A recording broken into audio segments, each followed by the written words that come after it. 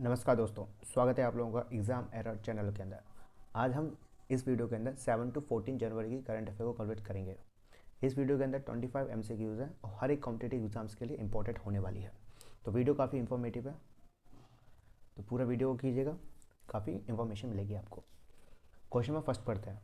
Who won the best director motion picture award at the Golden Globe 2024? पूछा जा रहा है किस व्यक्ति के द्वारा गोल्डन ग्लोब 2024 में best director motion picture award मिला है। तो options are Cillian Murphy, Christopher Nolan, Matthew Macfadyen और लुडविग्स ग्रैंडसन। तो इसका सही आंसर है क्रिस्टोफर नॉलन। तो आपको याद रखना है क्रिस्टोफर नॉलन को best director motion picture award मिला है गोल्डन ग्लोब 2024 में। देखिए, Christopher Nolan director of the superhit film Oppenheimer. आप लोगों ने एक मूवी देख रखी है ओपनहैमर, काफ़ी विवाद में थी, न्यूज़ में थी ये। तो इनके डायरेक्टर कौन थे? Christopher Nolan was honour with the best director motion picture award at Golden Globe 2024। The 81st edition of the Golden Globe was held in Beverly Hills California में। तो आपको ये याद रखना है गोल्डन ग्लोब्स 81st एडिशन हुआ है कहाँ पर? ब्रेवली हिल्स कैलिफोर्निया के अंदर। तो वहाँ पर best director motion picture award किसको दिया गया है? क्रिस्टोफर नॉलन को। क्रिस्टोफर नॉलन ने कौन सी मूवी डायरेक्ट की है? Oppenheimer. The best actor award for the best performance in a motion picture drama category was given to Cillian Murphy. ये हैं कैलियन मर्फी, आप लोगों ने इनको मूवी में देख रखा होगा, मेन किरदार इन्होंने ही निभाया है। अब देखिए, ये पोस्टर है ओपनहैमर का। अब इस रिलेटेड कुछ क्वेश्चन भी पूछे जा सकते हैं आपके एग्जाम्स के अंदर। स्टैटिक पार्ट है और काफ़ी इन्फॉर्मेटिव है, तो पढ़ते हैं। फादर ऑफ एटम बॉम्ब, ठीक है, फादर ऑफ एटम बॉम्ब मतलब एटम बॉम्ब की डिस्कवरी किसके द्वारा की गई थी? J Robert Oppenheimer. तो आपसे डायरेक्टली क्वेश्चन पूछा जा सकता है कि who is the father of the atom bomb? J Robert Oppenheimer. Next question क्या है? Atom bomb is based on the principle of. Question direct पूछा जाता है कि एटम बॉम्ब कौन से प्रिंसिपल के ऊपर बेस्ड है। तो ऑप्शन दिया जाता है आपको कि न्यूक्लियर फिशन, इस तरीके से। तो याद रखना है atom bomb is based on the principle of nuclear fission.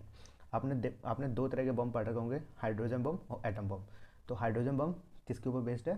Principle of the nuclear fusion. तो आपको ये याद रखना है atom bomb based on the principle of nuclear fusion और हाइड्रोजन बम न्यूक्लियर फ्यूशन। ठीक है, अब याद कैसे कर सकते हो? देखो एच और यहाँ पर एफ यू है ना, तो यू को याद रखना। देखो ये यहाँ पर एच ऐसे करके यू का शेप दे रहा है, तो यहाँ पर यू का शेप दे रहा है। इस तरीके से आप याद कर सकते हो। मैं भी इसमें कंफ्यूज हो जाता हूँ कभी कभार, तो मैंने भी ये ट्रिक यूज़ की है कि देखो हाइड्रोजन का ऐसे करके है, तो ये यू शेप्ड है, तो इसमें आएगा यू मतलब न्यूक्लियर फ्यूशन। और एटॉमिक बम में तो आप समझ जाओगे न्यूक्लियर फिशन। अच्छा, आपसे ये भी क्वेश्चन पूछा जा सकता है कि एटम बम सबसे पहले कहाँ यूज़ किया था, ठीक है, और किसके अगेंस्ट यूज़ किया था। तो आप लोगों को पता होगा 6 और 9 अगस्त को, 6 अगस्त और 9 अगस्त 1945 में जापान के ऊपर कौन सी सिटी?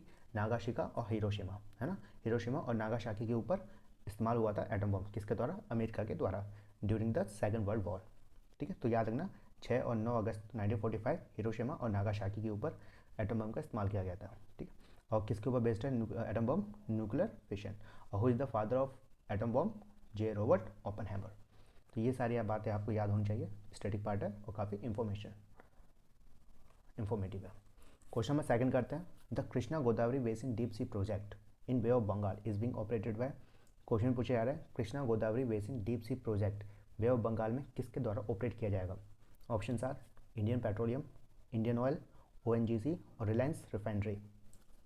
तो इसका सही आंसर है ONGC।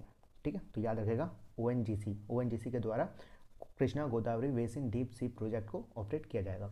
देखिए, crude oil discover in India in Krishna Godavari basin 26 wells. कितने वेल्स हैं? 26 वेल्स। क्वेश्चन यहाँ से डिजाइन किया जा सकता है कि Krishna Godavari deep sea project में कितने वेल्स हैं? तो 26 वेल्स है। किसके द्वारा ऑपरेट किया जा रहा है? ONGC के द्वारा। और कहाँ पर है? In the bay of Bengal. देखिए, ONGC has started oil production from its flagship deep sea water project in Krishna Godavari basin in bay of Bengal. ठीक है, बे ऑफ बंगाल में कृष्णा गोदावरी बेसिन से नेचुरल गैस और पेट्रोलियम को प्रोडक्शन स्टार्ट हो गई है। और कौन करेगा? ONGC। Production and the natural gas minister Hardeep Singh Puri said that 45,000 barrel of oil per day and more than the 10 million standard cubic meter of gas per day are expected to be produced। ठीक है, तो हरदीप सिंह पुरी ने कहा है कि कि हम एक दिन के अंदर 45,000 बैरल ऑयल को प्रोड्यूस करेंगे और 10 million standard cubic metre gases को प्रोड्यूस करेंगे इस प्रोजेक्ट से। ठीक है, अब आपसे ये भी क्वेश्चन पूछा जा सकता है कि 1 बैरल कितना होता है। तो याद रखना है आपको कि 1 बैरल इक्वल्स टू 158.987 लीटर्स, मतलब 159 लीटर भी आप बोल सकते हो अप्रॉक्सीमेटली। क्वेश्चन एक बार पूछा जा चुका है कि 1 बैरल कितना होता है, तो याद रखना 1 बैरल इक्वल्स टू 159 लीटर्स। ठीक है, अब देखिए, this project is expected to increase the current national oil production by 7% and national natural gas production by the 7%। Question यहाँ से भी डिजाइन किया जा सकता है, किस तरह से होगा कि ONGC के द्वारा कृष्णा गोदावरी बेसिन, ठीक है, बे ऑफ बंगाल के अंदर ऑपरेट किया जा रहा है। इससे माना जा रहा है कि कितना परसेंट ऑयल प्रोडक्शन में और कितना परसेंट नेचुरल गैस में बढ़ोतरी होगी, इंक्रीजमेंट होगी। तो याद रखिए 7%। इस प्रोजेक्ट से ये एक्सपेक्ट किया जा रहा है, ये माना जा रहा है, ये अनुमान लगाया जा रहा है कि करंट नेशनल ऑयल और नेचुरल गैस 7% इंक्रीज होगी। तो आपको याद रखना है 7%। तो उसमें 5 चीज़ें याद रखनी है, क्या क्या करनी है। ONGC के द्वारा कृष्णा गोदावरी बेसिन प्रोजेक्ट को ऑपरेट किया जा रहा है बे ऑफ बंगाल के अंदर। कितना ऑयल और कितनी गैसेस प्रोड्यूस होंगी इससे, 45,000 बैरल और 10 मिलियन स्टैंडर्ड क्यूबिक मीटर्स। कितना परसेंट इंक्रीज होने की चांसेस हैं, कितना परसेंट इंक्रीज हो सकता है, एक्सपेक्ट कितना है 7%। ठीक है, और 1 बैरल में कितना है 159 लीटर्स। ये सारी इंफॉर्मेशन आपके पास होनी चाहिए, काफ़ी इंपॉर्टेंट है। अब करते हैं question number 3, who inaugurated the Indus food 2024 execution. पूछा जा रहा है कि किसके द्वारा इंडस फूड 2024 एग्जीक्यूशन इनॉग्रेट किया गया है। Option are Rajnath Singh, option B Piyush Goyal, C Nitin Gadkari, C Anurag Thakur. देखो आपको यहाँ पर बताता हूँ, यूनियन मिनिस्टर पीयूष गोयल, ठीक है, union minister Piyush Goyal inaugurated the execution Indus food 2024 showcasing the diverse food ecosystem. It is being organized at India exposition mart greater Noida. तो डायरेक्ट क्वेश्चन इस तरीके से पूछा जाएगा कि इंडस फूड 2024, ठीक है, ऑर्गेनाइज कहाँ पर किया गया है। तो याद रखना ग्रेटर नोएडा में। किसके द्वारा इनॉग्रेट किया गया है, पीयूष गोयल के द्वारा। या एक क्वेश्चन यहाँ से भी डिजाइन किया जा सकता है, south Asia largest integrated food and beverage show, ठीक है, इस तरीके से क्वेश्चन पूछा जा सकता है कि साउथ एशिया का सबसे बड़ा integrated food and beverage show कहाँ पर ऑर्गेनाइज किया गया है। तो आपको याद रखना है ग्रेटर नोएडा में। ठीक है, ग्रेटर नोएडा में इंडस फूड 2024 ठीक ऑर्गेनाइज किया गया है, और किसके द्वारा इनॉग्रेट किया गया है, पीयूष गोयल के द्वारा। ये सारी इंफॉर्मेशन आपके पास होनी चाहिए। Question number 4, on which lake was the training programme organised under the Amrit heritage capacity building schemes. पूछा जा रहा है कि Amrit heritage capacity building scheme के अंतर्गत ट्रेनिंग प्रोग्राम्स को किस लेक के पास ऑर्गेनाइज किया गया है। तो options are Mansarovar lake, Pulicat lake, Chilika lake और सरदार सरोवर लेक। तो इसका सही आंसर है सी, चिल्का लेक। ठीक है, देखिए, ministry of tourism organise a training programme on Ramsar site Chilika lake in Odisha under the Amrit heritage capacity building schemes. ठीक है, under this initiative 2 training programmes of 15-day age alternative livelihood program ALP and tourism seafarer certificate will be organized। बोला जा रहा है कि Amrit heritage capacity building scheme के अंतर्गत 2 training programmes को, ठीक है, ऑर्गेनाइज किया जाएगा चिल्का लेक के पास। चिल्का लेक कहाँ पर, ओडिशा में। 2 ट्रेनिंग प्रोग्राम्स के नाम क्या है, alternative livelihood programme and tourism seafarer certificate. तो आपको ये याद रखना है, और कितने दिन के होंगे, 15 दिन के। कहाँ पर ऑर्गेनाइज किया जाएगा, चिल्का लेक। चिल्का लेक कहाँ पर है, ओडिशा में। ठीक है, अब देखिए, in the first phase of this programme 5 priority Ramsar sites Sultanpur national park, Sirpur wetland, Yashwant Sagar और Bhitarkanika national park and Chilka lake has been included. ठीक है, इस प्रोग्राम के फर्स्ट फेज के अंदर 5 रामसर साइट्स में ये ऑर्गेनाइज किया जाएगा, इंक्लूड है इस प्रोग्राम के अंदर। तो आपको याद रखना है कि Amrit heritage capacity building scheme के अंदर 2 ट्रेनिंग प्रोग्राम्स का, जिसका नाम है अल्टरनेटिव लाइवलीहुड प्रोग्राम और टूरिज्म सीफेरर सर्टिफिकेट को ऑर्गेनाइज किया गया चिल्का लेक ओडिशा में। अब देखिए, ये सारे के सारे ये 5 जो वेटलैंड साइट है, रामसर साइट्स है, वो इंपॉर्टेंट है, डायरेक्टली पूछा जा सकता है। तो इसको हम समझ लेते हैं रामसर साइट्स के बारे में सारे फैक्ट्स। देखिए, Sultanpur national park, question direct पूछा जा सकता है कि सुल्तानपुर नेशनल पार्क कहाँ पर है, तो आपको याद रखना है हरियाणा में। सुल्तानपुर नेशनल पार्क हरियाणा में। और सिरपुर वेटलैंड मध्य प्रदेश में। ठीक है, सिरपुर कहाँ पर है, मध्य प्रदेश में। यशवंत सागर मध्य प्रदेश में। भीतरकनिका नेशनल पार्क उड़ीसा में। और चिल्का लेक उड़ीसा में। तो आपको ये सारे national park, wetland, Ramsar sites याद होने चाहिए। फिर से एक बार पढ़ते हैं। Sultanpur Haryana, Sirpur wetland Madhya Pradesh, Yashwant Sagar Madhya Pradesh, Bhitarkanika national park Orissa और चिल्का लेक उड़ीसा। अब देखिए, India currently has 75 sites designated as a wetland of international importance Ramsar sites. Directly question पूछा जा सकता है कि इंडिया में टोटल रामसर साइट्स कितनी है, तो याद रखना इंडिया के अंदर 75 साइट्स है, 25 साइट्स हैं जिनको रामसर साइट के नाम से जाना जाता है। तो इंडिया के पास कितनी साइट्स है, कितनी रामसर साइट्स है, 25। डायरेक्ट क्वेश्चन पूछा जाता है। अब देखिए, Tamil Nadu has the highest number of Ramsar sites in India with the 14 Ramsar site. Question इस तरीके से डिजाइन किया जा सकता है कि किस स्टेट में सबसे ज़्यादा रामसर साइट्स हैं, तो याद रखना तमिलनाडु में कितनी है, 14 रामसर साइट्स।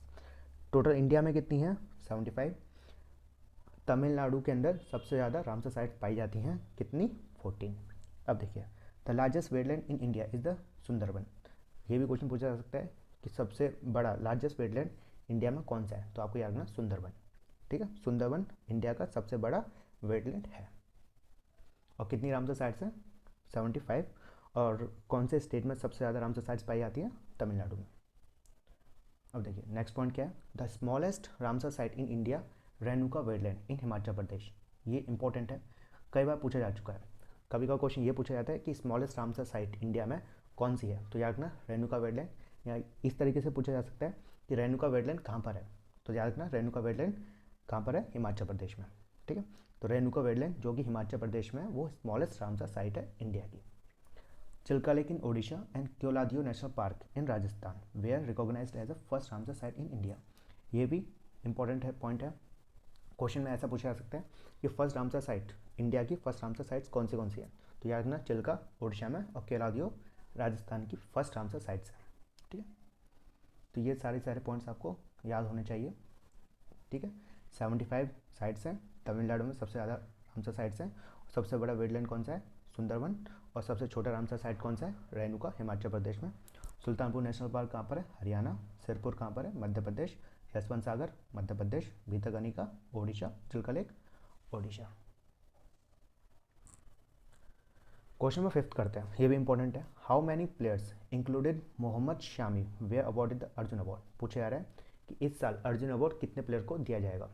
ठीक है, तो ऑप्शन आर 20, 23, 26 एंड 30।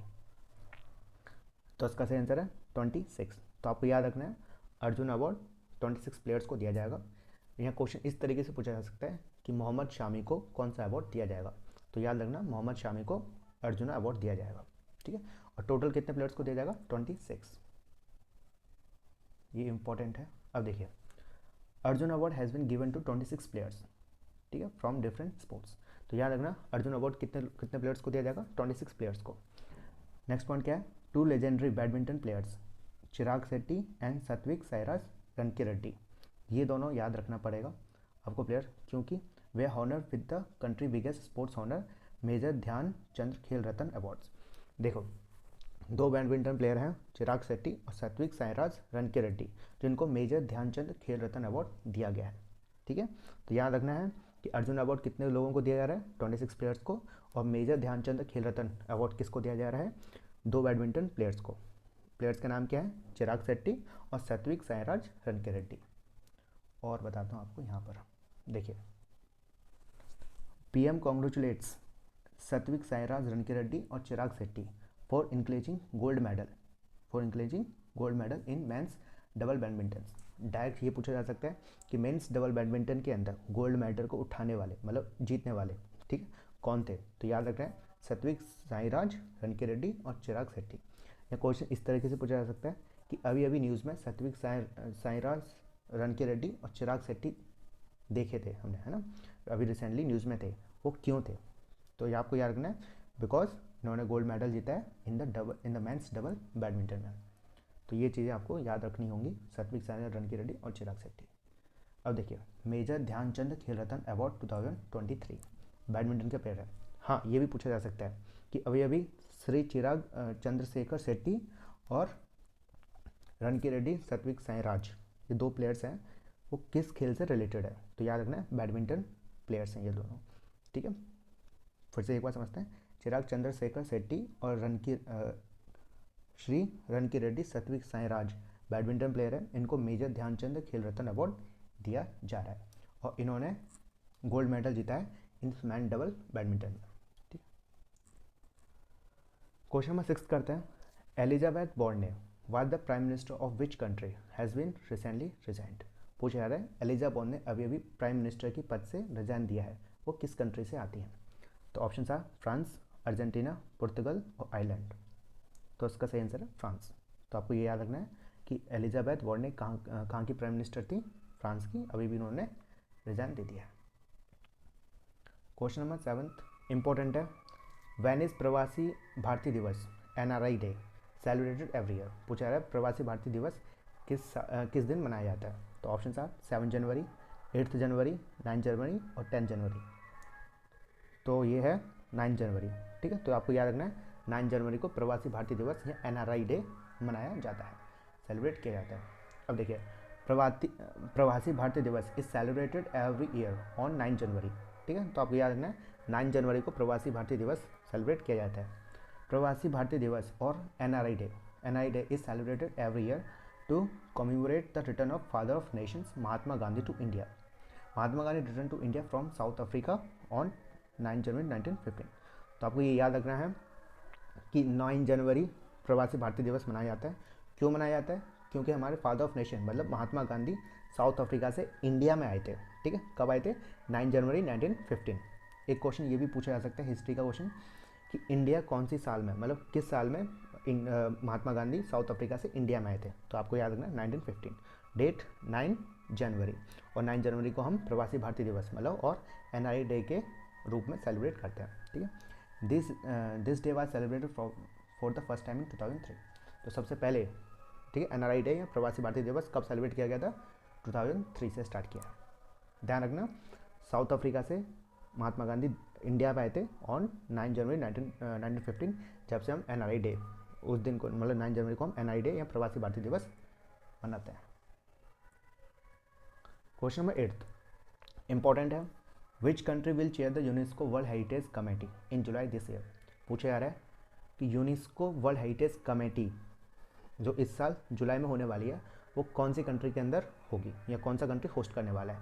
तो याद रखना, यूनेस्को वर्ल्ड हेरिटेज कमेटी किस कंट्री के द्वारा होस्ट किया जाएगा? ऑप्शन इज मतलब आंसर इज इंडिया।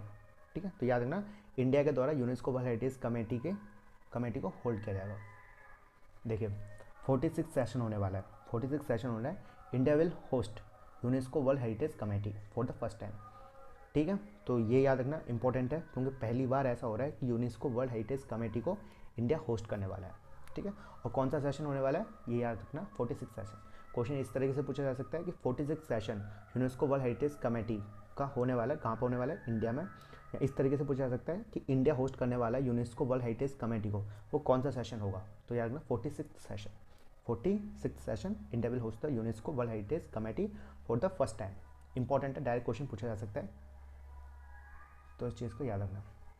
अब देखिए हम कुछ जान लेते हैं फैक्ट्स, स्टैटिक पार्ट है ये। The world heritage committee meets once a year and consists of representative from 21 of the state parties to the convention elected by their general assembly। देखिए क्वेश्चन इस तरीके से डिज़ाइन हो सकता है कि वर्ल्ड हेरिटेज कमेटी एक साल में 2 बार सीटिंग करती है, मीट करती है, नहीं। ठीक है, इस चीज़ का याद रखना कि वर्ल्ड हेरिटेज कमेटी एक साल में 1 बार मीट करती है। ठीक है, फिर से समझाता हूँ, वर्ल्ड हेरिटेज कमेटी एक साल में 1 ही बार मीट करती है। कितने कंट्रीज़ के लोग इसको रिप्रेजेंट करते हैं? ठीक है, तो 21 कंट्रीज़ के। यहाँ से भी क्वेश्चन डिज़ाइन हो सकता है कि कितने कंट्रीज़ के रिप्रेजेंटेटिव इस कमेटी में हिस्सा लेते हैं, तो ध्यान रखना 21 कंट्रीज़ के। नेक्स्ट पॉइंट क्या है? There are 42 world heritage sites in India. Direct question पूछा जा सकता है कि इंडिया के अंदर कितनी हेरिटेज साइट है, तो ध्यान रखना 42 साइट्स हैं।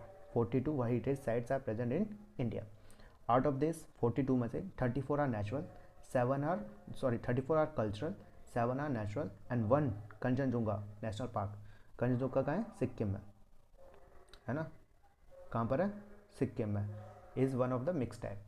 तो याद रखना इंडिया के अंदर वर्ल्ड हेरिटेज साइट कितनी है? 42, जिसमें से 34 कल्चरल है, 7 नेचुरल है और 1 मिक्स टाइप है। अब हम यूनेस्को के बारे में पढ़ लेते हैं क्योंकि यहाँ से भी क्वेश्चन पूछा जा सकता है। तो यूनेस्को को कब फाउंड किया गया था? 16 नवंबर 1945 में। कब? 1945 में। और इसका हेडक्वार्टर का है पेरिस, फ्रांस के अंदर। क्वेश्चन डायरेक्ट पूछा जा सकता है कि यूनेस्को का फाउंडेशन कौन से साल में किया गया था, कौन से साल में फाउंड हुई थी? 1945 में। या फिर यूनेस्को की हेडक्वार्टर कहाँ पर है? पेरिस, फ्रांस के अंदर। और वर्ल्ड हेरिटेज कमेटी साल में एक बार मीट करती है। कितने कितने कंट्रीज़ के रिप्रेजेंटेटिव होल्ड करते हैं कमेटीज़ को? 21 कंट्रीज़। इंडिया के अंदर कितनी हेरिटेज साइट्स हैं? 42। ये आपको याद होनी चाहिए। क्वेश्चन नंबर 9 इंपॉर्टेंट है। Who was the chief guest of the vibrant Gujarat global summit? पूछा जा रहा है कि वाइब्रेंट गुजरात ग्लोबल समिट के चीफ गेस्ट कौन है? तो option are Mohammed bin Zayed Al Nahyan, Filipe Nyusi, Joe Biden और द्रौपदी मुर्मू। तो इसका सही आंसर है A, Mohammed bin Zayed Al Nahyan. ये यूएई की प्रेसिडेंट है, यूएई के प्रेसिडेंट है। देखिए, PM Modi inaugurate the vibrant Gujarat summit 2024। UAE president Mohammed bin Zayed Al Nahyan was the chief guest. ये चीज़ें आपको याद रखनी पड़ेगी कि वाइब्रेंट गुजरात समिट 2024 किसके द्वारा इनॉग्रेट किया गया? याद रखना पीएम मोदी के द्वारा वाइब्रेंट गुजरात समिट 2024 को इनॉग्रेट किया गया है। और उसके चीफ गेस्ट कौन थे? ध्यान रखना यूएई के president Mohammed bin Zayed Al Nahyan. ये इंपॉर्टेंट है, ठीक है। यूएई के president Mohammed bin Zayed Al Nahyan chief guest रहे हमारे वाइब्रेंट गुजरात समिट 2024 के। क्वेश्चन नंबर 10 इंपॉर्टेंट है। In which city will the 27th national youth festival will organised? बोला जा रहा है कि 27th नेशनल यूथ फेस्टिवल कहाँ पर ऑर्गेनाइज होगा? किस सिटी के अंदर 27th national youth festival organise होगा? यह इस तरीके से पूछा जा सकता है कि कौन सा इस साल नेशनल यूथ फेस्टिवल, कौन से नंबर का नेशनल यूथ फेस्टिवल होगा? ठीक है, तो ऑप्शंस पढ़ते हैं। पटना, वाराणसी, नासिक और कोलकाता। तो इसका सही आंसर है नासिक। आपको याद रखना है 27th नेशनल यूथ फेस्टिवल कौन सी सिटी में ऑर्गेनाइज होगा? नासिक में। या इस तरीके से पूछा जा सकता है कि नेशनल यूथ फेस्टिवल को ऑर्गेनाइज किया जा रहा है नासिक के अंदर, वो कौन सा है? 26 है, 27 है, 28 है या 25 है? तो याद रखना है आपको 27th नेशनल यूथ फेस्टिवल को कहाँ ऑर्गेनाइज किया जाएगा? नासिक में। देखिए, prime minister Narendra Modi inaugurate the 27th national youth festival in Nashik, Maharashtra. ठीक है, 27th national youth festival Narendra Modi के द्वारा इनॉग्रेट किया जाएगा कहाँ पर? नासिक, महाराष्ट्र में। और देखिए 12 January is the birth anniversary of Swami Vivekananda and it is celebrated as the national youth day. ये भी इंपॉर्टेंट है, पूछ लिया जाता है कि नेशनल यूथ डे कब सेलिब्रेट किया जाता है? 12 जनवरी को। और किसकी बर्थ एनिवर्सरी पर? स्वामी विवेकानंद की बर्थ एनिवर्सरी पर हम नेशनल यूथ डे सेलिब्रेट करते हैं। ठीक है, और 27 नेशनल यूथ फेस्टिवल कहाँ पर हो रहा है? नासिक, महाराष्ट्र में। इनॉग्रेट किसके द्वारा किया जा रहा है? प्राइम मिनिस्टर नरेंद्र मोदी के द्वारा। क्वेश्चन नंबर 11 इंपॉर्टेंट है। Who has been named as the new prime minister of France? अभी हमने पढ़ा था कि जो एलिजाबेथ बोर्ने है वो प्राइम मिनिस्टर की, फ्रांस की जो प्राइम मिनिस्टर है उन्होंने रिजाइन दे दिया है एलिजाबेथ बोर्ने के द्वारा। तो न्यू प्राइम मिनिस्टर कौन बने हैं? ऑप्शंस एलिजाबेथ बोर्ने, नहीं ये तो हो नहीं सकता। क्यों? क्योंकि इन्होंने अभी अभी रिजाइन दिया है। ऑप्शन बी ग्रेविल अटाल, सी सेबेस्टियंस लेकॉर्नु और डी एमुनल मैक्रॉन्स। तो उसका सही आंसर है ग्रेविल अटाल। ठीक है, तो याद रखना ग्रेविल अटाल न्यू प्राइम मिनिस्टर है हमारे फ्रांस के। फ्रांस के प्राइम मिनिस्टर कौन है? Gabriel Attal. पूछा जा सकता है। देखिए, France president Emmanuel Macron's has appointed Gabriel's Attal as a next prime minister of France. ठीक है, at 34 he is the youngest prime minister in the modern France history. 34 years के हैं और यंगेस्ट प्राइम मिनिस्टर है हमारे modern France history के। तो ये याद रखना है कि प्राइम मिनिस्टर कौन है फ्रांस के? ग्रेविल अटल। और कौन से प्राइम मिनिस्टर ने अभी भी रिजाइन दिया है? एलिजाबेथ बोर्ने के द्वारा। Question number 12, when is world Hindi day celebrated every year? पूछा जा रहा है हर साल वर्ल्ड हिंदी डे कब सेलिब्रेट किया जाता है? ऑप्शंस 9 जनवरी, 10 जनवरी, 11 जनवरी और 12 जनवरी। देखो आपने दो पढ़ रखे होंगे है ना, एक वर्ल्ड हिंदी डे और एक नेशनल हिंदी डे। विश्व हिंदी दिवस की हार्दिक शुभकामनाएं 10 जनवरी। तो देखो 10 जनवरी को वर्ल्ड हिंदी डे मनाया जाता है और नेशनल हिंदी डे 14 सितंबर। तो आपको याद रखना है कि वर्ल्ड हिंदी डे 10 जनवरी और नेशनल हिंदी डे 14 सितंबर। हिंदी डे ठीक है, वर्ल्ड हिंदी डे 10 जनवरी और नेशनल हिंदी डे 14 सितंबर। हिंदी डे चलो ठीक है। Question number 30, who receive the cleanest city award in the स्वच्छ सर्वेक्षण 2023? पूछा जा रहा है स्वच्छ सर्वेक्षण 2023 में क्लीनेस्ट सिटी अवार्ड किसको प्राप्त हुआ है? Options Indore and Surat, Surat and Patna, Indore and Bhopal, Bhopal and Surat. तो इसका सही आंसर है इंदौर एंड सूरत। तो आपको ये याद रखना है कि क्लीनेस्ट सिटी अवार्ड किसको प्राप्त हुआ है? इंदौर और सूरत को। तो इंदौर तो हमेशा करते आ रहा है ना, सबसे क्लीनेस्ट सिटी मानी जाती है इंदौर। स्वच्छ सर्वेक्षण 2023 Indore and Surat cleanest city, Maharashtra cleanest state. अगर आपसे क्लीनेस्ट स्टेट पूछता है तो महाराष्ट्र है और सिटी पूछा जाता है तो इंदौर और सूरत है। तो याद रखना क्लीनेस्ट सिटी कौन से है? इंदौर एंड सूरत, और स्टेट कौन सा है? Maharashtra. Question number 14, where will the Indian navy multinational exercise Milan 24 be organised? पूछा जा रहा है कि Indian navy multinational exercise Milan 24 कहाँ पर ऑर्गेनाइज की जाएगी? तो ऑप्शन था विशाखापट्टनम, कोची, चेन्नई और मुंबई। तो याद रखना मिलान 2024 है वैसे, मिलान 24 जो कि इंडियन नेवी मल्टीनेशनल एक्सरसाइज है वो विशाखापट्टनम में ऑर्गेनाइज की जाएगी। तो विशाखापट्टनम में मिलान 24 को ऑर्गेनाइज किया जाएगा। देखो ये रहा मिलान 24, ठीक है, मिलान 2024 19 to 27 फरवरी 2024 विशाखापट्टनम में। ठीक है, तो याद रखना मिलान 24 जो कि इंडियन नेवी की मल्टीनेशनल एक्सरसाइज है विशाखापट्टनम में ऑर्गेनाइज की जाएगी। ध्यान रखना विशाखापट्टनम में मिलान 24 ऑर्गेनाइज की जाएगी। क्वेश्चन नंबर 15 इंपॉर्टेंट है। क्यों इंपॉर्टेंट है बताता हूँ। Which Indian won the gold medal in 57th category in the Zagreb open 24 wrestling tournament? ठीक, पूछा जा रहा है कि गैवरेज ओपन 2024 रेसलिंग टूर्नामेंट में 57 कैटेगरी में गोल्ड मेडल को जीतने वाले इंडियन का नाम बताइए। तो ऑप्शन था यश तोशीर, अमन शेरावत, दीपक पूनिया और विजय कुमार। इन्होंने जीता है, ये कौन है? अमन शेरावत। तो याद रखना अमन शेरावत के द्वारा गोल्ड मेडल को जीता है 57 केजी कैटेगरी के अंदर। कहाँ पर? जैवरेज ओपन 2024 में रेसलिंग टूर्नामेंट में। ठीक है। Question number 16, who has been appointed by the central government as additional secretary and director general acquisition in defence ministry? ठीक है, पूछा जा रहा है सेंट्रल गवर्नमेंट के द्वारा किस व्यक्ति को एडिशनल सेक्रेटरी और डायरेक्टर जनरल की पद पर अपॉइंट किया है?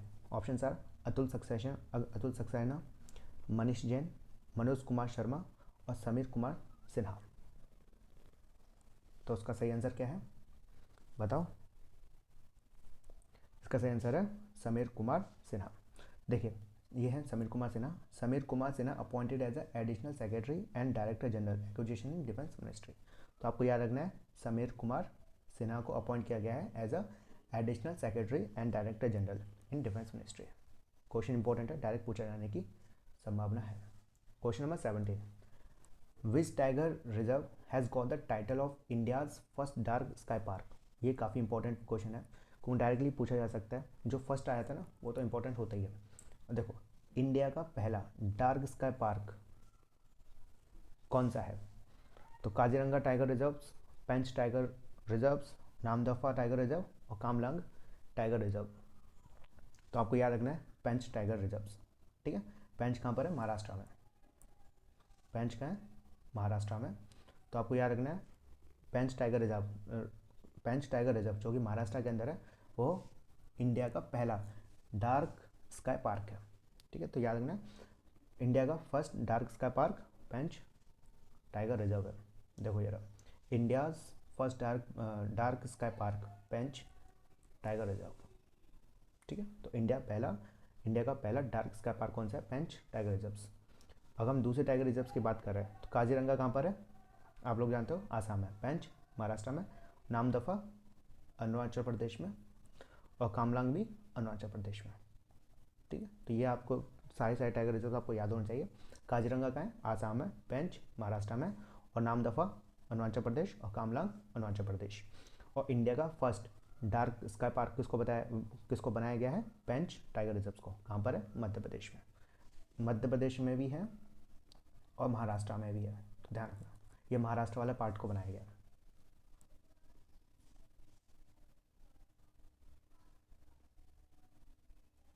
Question number 18, who inaugurate India longest bridge over the sea? पूछा जा रहा है इंडिया का लॉन्गेस्ट ब्रिज, इंडिया का लॉन्गेस्ट सी ब्रिज किसके द्वारा इनॉग्रेट किया गया है? ऑप्शन आर नरेंद्र मोदी, अमित शाह, राजनाथ सिंह और अनुराग ठाकुर। तो इसका सही आंसर है मोदी साहब, यहाँ पर है ना। देखो India's longest sea bridge Bombay trans harbour link, ठीक है, MTHL सी ब्रिज, जो कि बम्बई से नवी बम्बई को लिंक करेगा। देखिए यहाँ पर पढ़ते हैं, PM Modi inaugurate India's longest bridge built on the sea in Bombay. ठीक है, बम्बई के अंदर इंडिया का लॉन्गेस्ट सी ब्रिज बनाया गया है, और इस ब्रिज का नाम क्या है? अटल सेतु। ठीक है, देखो this bridge connecting Bombay to Navi Bombay. पूछा जा सकता है कि अभी अभी इंडिया का लॉन्गेस्ट ब्रिज बनाया गया है, ठीक है, वो किन दो सिटीज़ को कनेक्ट करता है? तो याद रखना बम्बई और नवी बम्बई को कनेक्ट करता है। उसका नाम क्या है? Atal Setu. After the former prime minister of the India late Atal Bihari Vajpayee. इसके नाम जो अटल सेतु जो नाम पड़ा है वो अटल बिहारी वाजपेयी के नाम से पड़ा है, इंस्पायर हुआ है। अटल सेतु इज 21.8 किलोमीटर लॉन्ग। तो आपसे डायरेक्ट क्वेश्चन पूछा जा सकता है कि इंडिया का लॉन्गेस्ट ब्रिज जो कि बम्बई से नवी बम्बई को जोड़ता है, जिसका नाम अटल सेतु है, वो कितना लंबा है? तो याद रखना है 21.8। ठीक है, तो याद रखना 21.8 किलोमीटर लॉन्ग है और हैज़ 6 लेन्स। ये भी याद रखना, ये पूछा जा सकता है कितनी लेन्स है? 6 लेन का है। तो याद रखना 21.8 किलोमीटर लॉन्ग है और कितनी लेन है? 6 लेन्स है। अब क्या बोल रहा है कि 18,000 crore has been spent on this entire project. कितना करोड़ रुपए खर्च हुआ है? इतना। तो आपको याद रखना है क्या? अटल सेतु जो कि इंडिया का लॉन्गेस्ट सी ब्रिज है, बम्बई से नवी बम्बई को कनेक्ट करेगा, जिसकी लेंथ कितनी है? 21.8 किलोमीटर। कितने लेन्स का है? 6 लेन्स का है। कितने करोड़ रुपए खर्च हुए? 18,000 करोड़ रुपए। Question number 19, which bank has recently launch सम्मान रुपए क्रेडिट कार्ड? पूछा रहा है किस बैंक के द्वारा सम्मान रुपए क्रेडिट कार्ड को लॉन्च किया है? Option are SBI State Bank of India, IndusInd bank, national Punjab national bank PNB, और एक्सिस बैंक। तो इसका सही आंसर है इंडस इंड बैंक। तो ये याद रखना कि सम्मान रुपए क्रेडिट कार्ड किसके द्वारा लॉन्च किया गया है? इंडस इंड बैंक के द्वारा। देखिए कुछ ये इस तरीके से दिखेगा, तो इंडस इंड बैंक रुपए सम्मान। ठीक है, याद रखना सम्मान। देखो इंडस इंड बैंक ने सरकारी कर्मचारियों के लिए सम्मान रुपए क्रेडिट कार्ड लॉन्च किया। ठीक है, तो याद रखना इंडस इंड बैंक के द्वारा Samman RuPay card credit card को लॉन्च किया है। Question number 20, which two city has receive the cleanest Ganga city award in clean survey 2023? बोला जा रहा है क्लीन सर्वे 2023 में किन दो सिटीज़ को क्लीनेस्ट गंगा सिटी अवार्ड मिला है? तो option are Varanasi and Kanpur, Varanasi and Prayagraj, Kanpur and Prayagraj, Prayagraj और गाजीपुर। तो उसका सही आंसर है वाराणसी एंड प्रयागराज। ठीक है, तो आपको याद रखना है क्लीन सर्वे 2023 मतलब स्वच्छ सर्वेक्षण 2023 में क्लीनेस्ट गंगा सिटी अवार्ड किसको प्राप्त हुआ है? वाराणसी एंड प्रयागराज। देखो Varanasi and Prayagraj receive the cleanest Ganga city award in the clean survey 2023। तो आपको ये याद रखना है। और कौन से सिटीज़ हैं? ठीक है, क्लीनेस्ट सिटी कौन से हैं? इंदौर और Surat.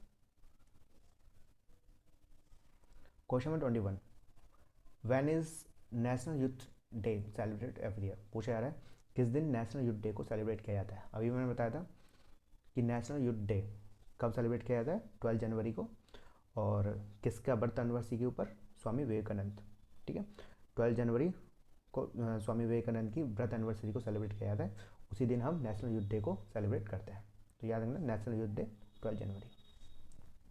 Question number 22, what is the name of guidelines issued by the University Grant Commission in India to instill human values and professional ethics in higher education institutes? बोल रखा है कि UGC यूनिवर्सिटी ग्रांट कमीशन के द्वारा, ठीक है, higher education institute में humans value और प्रोफेशनल इथिक्स को डालने के लिए, ठीक है, पढ़ाने के लिए गाइडलाइन इशू की है। उन गाइडलाइंस का नाम बताइए। ठीक है, यूसीजी के द्वारा एक इनिशिएटिव को यूज़ किया गया है हायर एजुकेशन इंस्टीट्यूट्स में ह्यूमन वैल्यू और प्रोफेशनल एथिक्स को पढ़ाने के लिए, ठीक है, इंस्टॉल करने के लिए। तो उसका गाइडलाइंस का नाम बताइए। उत्साह, सारथी, मूल्य प्रवाह 2.0 और दीक्षा।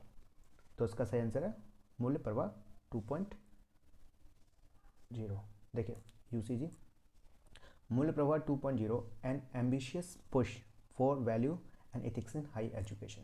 ठीक है, हायर एजुकेशन में वैल्यू और एथिक्स को डालने के लिए, मतलब इनॉग्रेट करने के लिए, पुश करने के लिए मूल्य प्रवाह 2.0 का इनिशिएटिव स्टार्ट किया है बाय यूजीसी। यूजीसी के द्वारा मूल्य प्रवाह 2.0 स्टार्ट किया गया है, गाइडलाइन दी गई है ताकि हायर एजुकेशन के अंदर ह्यूमन्स वैल्यू और प्रोफेशनल एथिक्स प्रमोट करने के लिए, ठीक, बढ़ावा देने के लिए, प्रोत्साहित करने के लिए। Question number 23, who has been recently appointed as secretary of railway board. पूछा जा रहा है कि रेलवे बोर्ड के सेक्रेटरी किस व्यक्ति को अपॉइंट किया गया है? ऑप्शंस: अरुणा नायर, अरुण कुमार, प्रीति सिंह और स्वाति शर्मा। तो उसका सही आंसर है अरुणा नायर को। देखिए, congratulations to new secretary railway board. Railway board की न्यू सेक्रेटरी कौन बनी है? Shrimati Aruna Nair, secretary railway board. तो यहाँ रखना, Aruna Nair appointed as the secretary of railway board. Railway board की नई सेक्रेटरी कौन बनी है? श्रीमती अरुणा नायर। तो याद रखना, Aruna Nair appointed as a new secretary of railway board. Question number 24, which initiative was recently launched by the Prime Minister Narendra Modi to promote cleanliness at pilgrimage site? पूछा जा रहा है कि प्राइम मिनिस्टर नरेंद्र मोदी के द्वारा कौन सा इनिशिएटिव को लॉन्च किया है, कौन से इनिशिएटिव को स्टार्ट किया है ताकि to promote the cleanness at pilgrimage site. Pilgrimage site को क्लीननेस बढ़ाने के लिए, स्वच्छता बढ़ाने के लिए, ठीक है, प्रमोट करने के लिए नरेंद्र मोदी के द्वारा कौन सा इनिशिएटिव को लॉन्च किया है? ऑप्शंस: क्लीन पिलग्रिमेज साइट, स्वच्छ मंदिर कैंपेन्स, स्वच्छ भारत इनिशिएटिव और सेक्रेड साइट हाइजीन प्रोग्राम। तो उसका सही आंसर है बी, स्वच्छ मंदिर कैंपेन।